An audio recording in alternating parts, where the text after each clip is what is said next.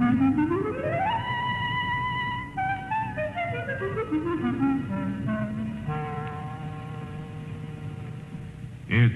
mystery time. Time now for the best in mystery. Tonight, Mystery Classic stars Sir Laurence Olivier in The Picture of Dorian Gray. Every impulse that we strive to strangle broods in the mind and poisons us. The only way to get rid of a temptation is to yield to it.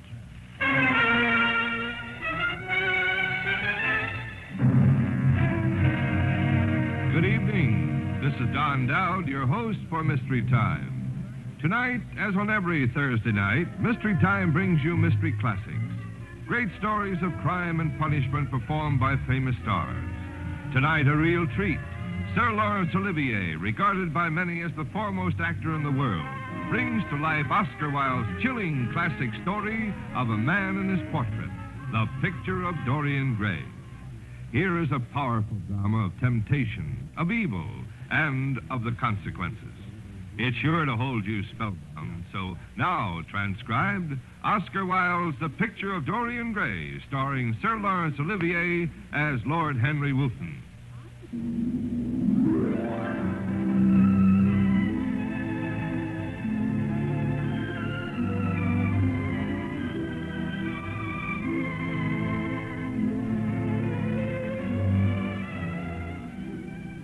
It was in Basil Hallward's studio that I first met Dorian Gray.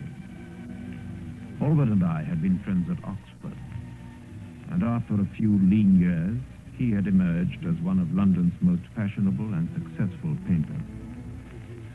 I dropped in to see him one afternoon and found him putting the finishing touches to his latest picture, the full-length portrait of a young man whose looks could only be described as beautiful. It's your best work, Basil. You must certainly send it next year to the Grover. The Academy is too large and too vulgar. I don't think I'll send it anywhere. I know you'll laugh at me, but I really can't exhibit it. I put too much of myself into it. Too much of yourself in it? I can't see any resemblance between you and this young Adonis. He looks as though he was made out of ivory and rose leaves. I sometimes wonder whether he isn't too good-looking. After all, there's a sort of fatality about all physical and intellectual distinction, and Dorian Gray's beauty is enough to... Dorian Gray, so that's his name. Yes, though I didn't intend to tell you. Why not? Oh, I can't explain. When I like people immensely, I never tell their names to anyone. It's like surrendering a part of them. And would you think that's foolish? Not at all, my dear Basil. You seem to forget that I'm married. And the one charm of marriage is that it makes a life of deception absolutely necessary to both parties. You know you don't believe that, Harry. You never say a moral thing and never do a wrong one. Your cynicism is simply a pose. Being natural is simply a pose. The most irritating pose I know. But tell me more about Mr. Dorian Gray. How often do you see him? Every day. He's all my art to me now. I see him in everything I paint. I suppose you would say he inspires me. I look forward to meeting him. I don't want you to meet him, Harry. I know you far too well. At the moment, Dorian's simple, sincere, and charming. I know just how to amuse you at a change and make him hard and cynical and vicious, all that you like to think you are yourself. I don't want that to happen. I want to keep Dorian the way he is now, not only beautiful in looks, but in nature. Oh, come in, Dorian. This is Lord Henry Wotton, an Oxford friend of mine. How do you do, Lord Henry?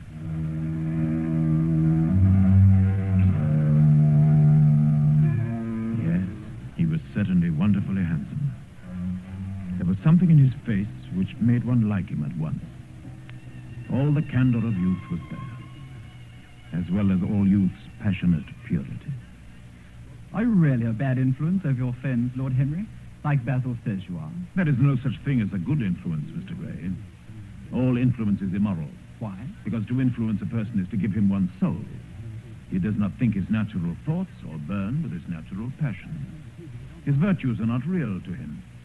His sins, if there are such things as sins, are borrowed. I had never thought of it that way. The aim of life is self-development.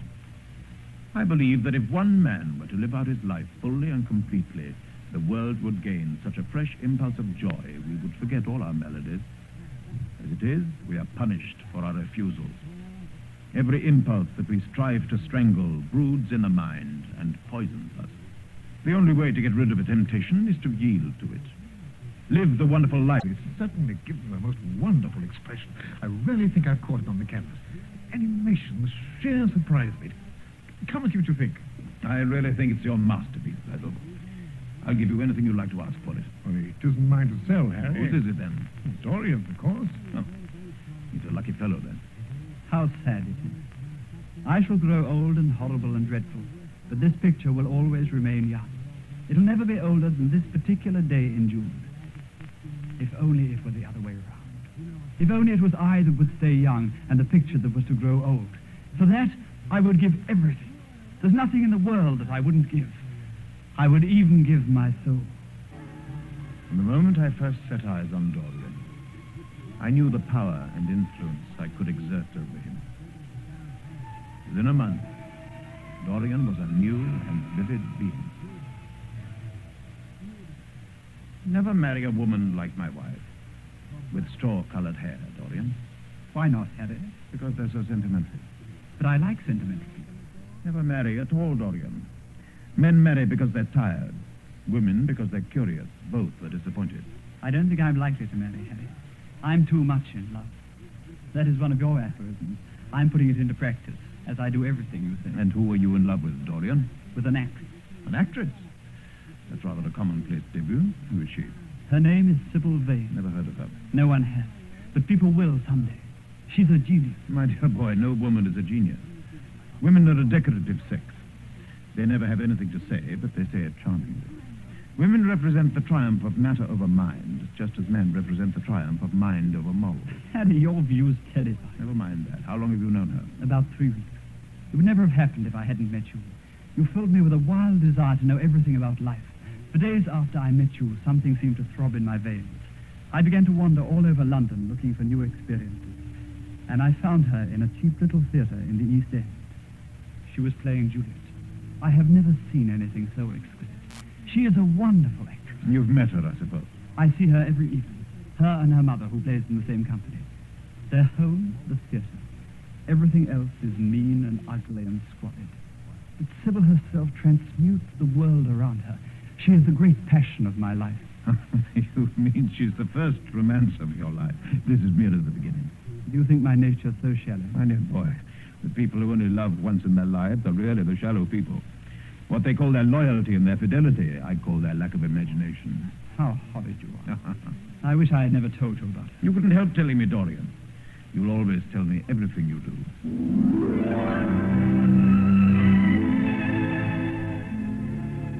Dorian's love affair was really a considerable bore, as it meant that he was never to be found in the club for dinner. Like the new Dorian himself, passionate and exciting, I rather regarded that love affair as my own creation. And I was perfectly sure that I could put a stop to it whenever I felt so disposed.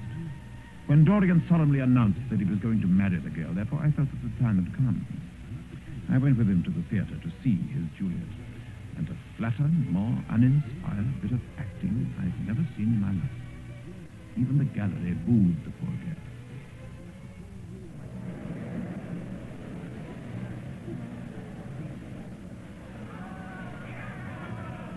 But what on earth is the matter with her? I've never seen her act so badly.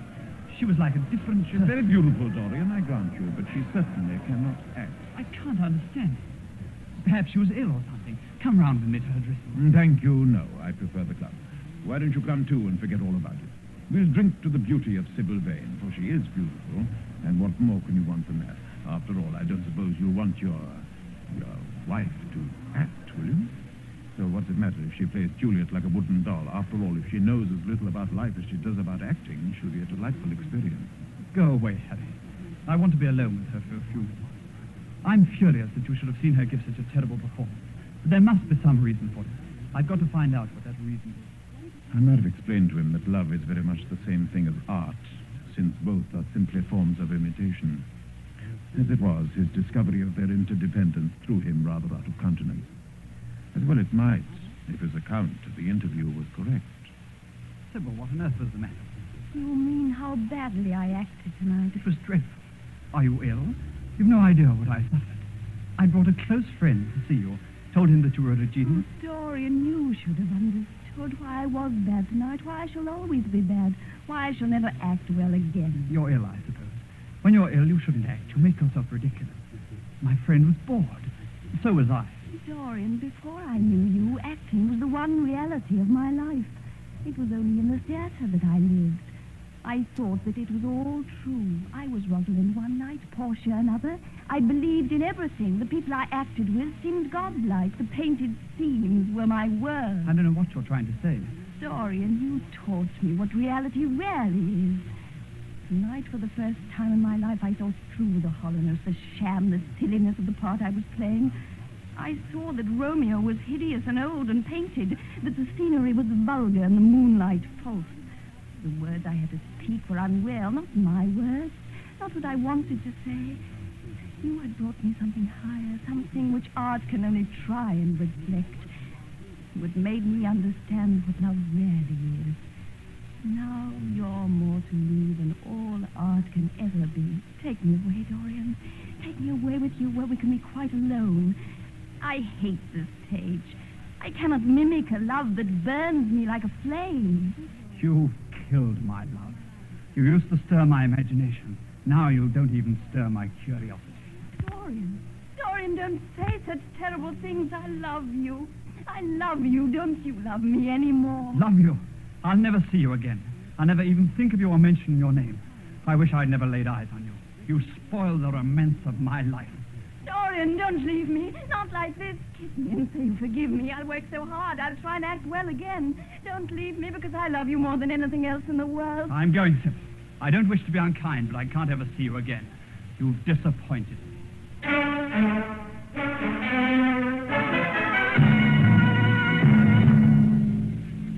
That night, Sybil Vane played her greatest tragic role, in earnest.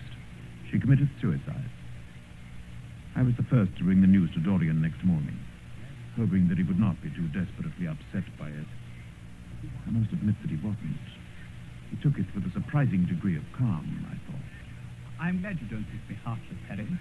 But I really must admit that this death doesn't affect me as it should. It seems to me to be simply like a wonderful ending to a wonderful play. It has all the terrible beauty of a Greek tragedy. A tragedy in which I took a leading part, but in which I've not been wounded. You're wise to take it so philosophically. Mourn for Ophelia, if you like. Put ashes on your head because Cordelia was strangled. But don't waste your tears over Sybil Vane. She was less real than they. We won't talk about it anymore. It's been a marvelous new experience, that's all. I wonder if life has any more in store for me. Life has everything in store for you, Dorian. With looks like yours, there's nothing you won't be able to do. But suppose I become old and haggard and wrinkled, Harry. What then? Then you may have to fight for your victories. As it is, they're given to you. No, Dorian, you must keep your good looks. By the way, where's your portrait? Used it not to hang on the wall there? Yes, sir. I sent it back to the picture frame. I wanted the frame altered. But it wasn't the frame of the picture that was altered. The picture itself had undergone a strange alteration. Since that rather distasteful scene with Sybil Vane, the expression of the painted portrait had become mysteriously different. The smile, which had been so beautiful, was beautiful no longer. It had twisted itself into a cruel sneer.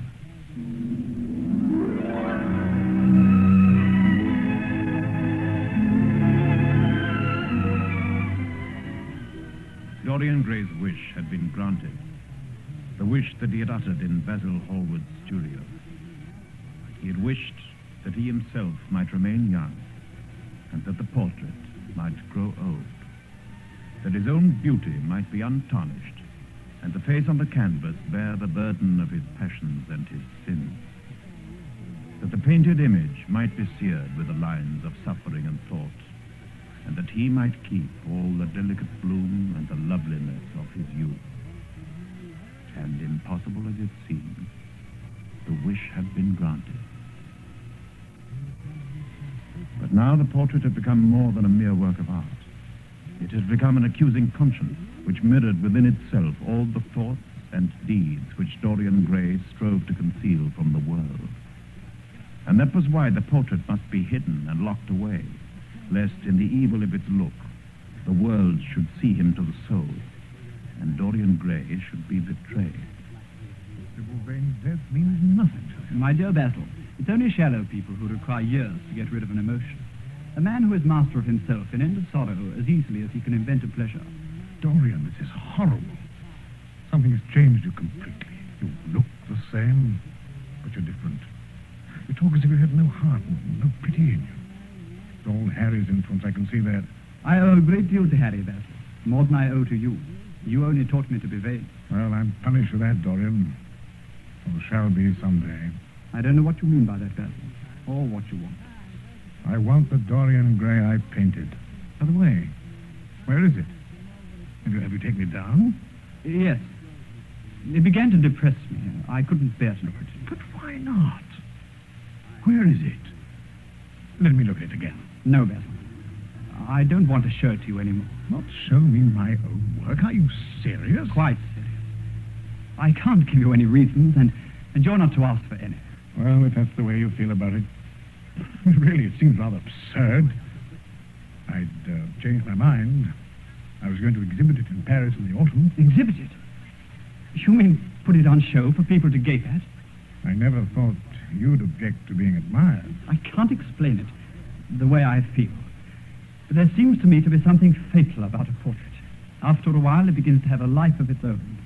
Well, Dorian, I can see no change in you, not outwardly. In character, yes. Not on your features. May they never change, for if you're serious, they're all that I shall ever have to remember my greatest painting by. Oh, no. The portrait of Dorian Gray was no longer a work of art that could be placed on exhibition. The portrait was becoming more revealing every day. The horizons of Dorian Gray's experience were rapidly widening. The beauty of Dorian Gray remained unchanged. It was only upon the face of his portrait that the harsh lines began to spread. How horrible. So that's what I have grown into already. Within a year, it is as though half a lifetime of meanness and spite and evil had been gathered into that aging. Within a year, and hour by hour, and week by week, the face is growing older. If it escapes the hideousness of sin, the hideousness of age is still in store for it. The cheeks will become hollow or flaccid. Yellow crow's feet will creep round the fading eyes and make them horrible. The hair will lose its brightness. The mouth will gape or droop, be foolish or gross, as mouths of old men are. Oh, it is more than horrible. It is desperate. Suppose that someone should find it here, break into the room, and see it for themselves. Dorian Gray as he really is. Well, so far the secret has been kept.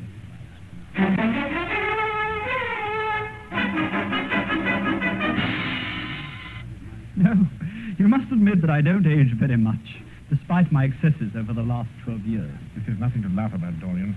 They're saying that you corrupt everyone with whom you become intimate. Quite enough for you to enter a house for shame of some kind to follow after. Isn't all this a little unnecessary, Basil? Lord Tame was one of my greatest friends at Oxford. He showed me a letter that his wife had written to him when she was dying alone in her villa in Mentone. Your name was implicated in the most terrible confession I've ever read. What of it? The story was probably true. Lord Henry is your closest friend. Surely for that reason, if for no other, you shouldn't have made his sister's name a byword. When you met her, not a breath of scandal had ever touched her. Is there a single decent woman in London now who'd drive with her in the park? Can I help the weaknesses of my friends? You also have known me. I wonder whether I really do know you. Before I could answer that, I should have to see your soul. To see my soul? Yes, but you needn't worry. Only God can do that. You shall see it yourself. Tonight. Come, it's your own handiwork. Why shouldn't you look at it? You can tell the world about it afterwards if you choose, but nobody believe you. If they did, they'd like me all the better for it. I know more about the world than you do. Come on. You've chatted long enough about corruption. Now come and see it face to face.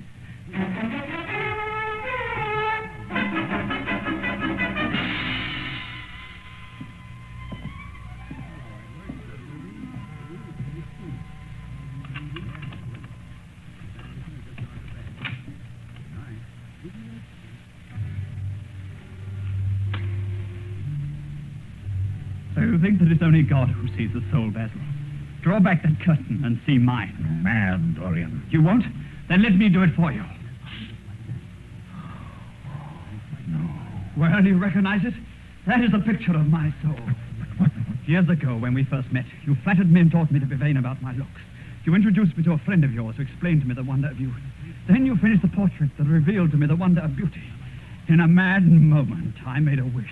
Perhaps you would call it a prayer. I remember it. Oh, how well I remember. That is the picture you painted. Things impossible. Mildew must have gotten the canvas. The paints I used had some mineral poison. I don't believe it's my picture. Why, can't you see your ideal in it? There was nothing evil in that, nothing shameful. You were to me such an ideal I shall never meet again. This leprous thing, Dorian, what a lesson, what an awful lesson. The lesson has come too late. It's never too late. Kneel down and pray. With my soul there, leering at me. My picture. But I thought you must have destroyed it.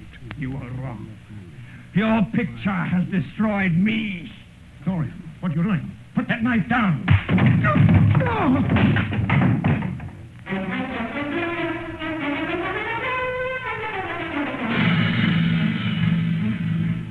Basil Hallward was dead.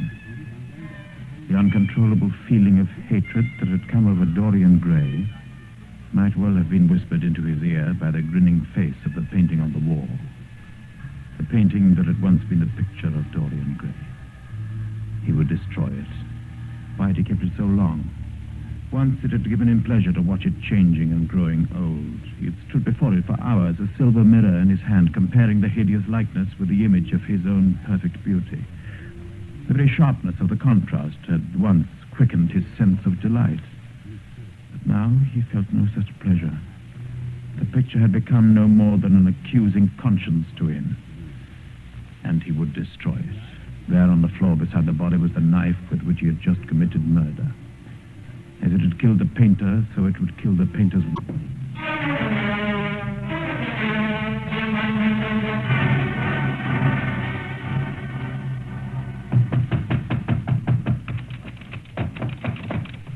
The servants hammered on the door in vain. When they entered, they found, hanging upon the wall, a splendid portrait of their master as they'd last seen him, in all the wonder of his exquisite youth and beauty. Lying on the floor were two dead men. One was the artist who had painted the portrait, Basil Hallward. The other was an old man, withered, wrinkled, and loathsome of visage, with a knife driven into his heart.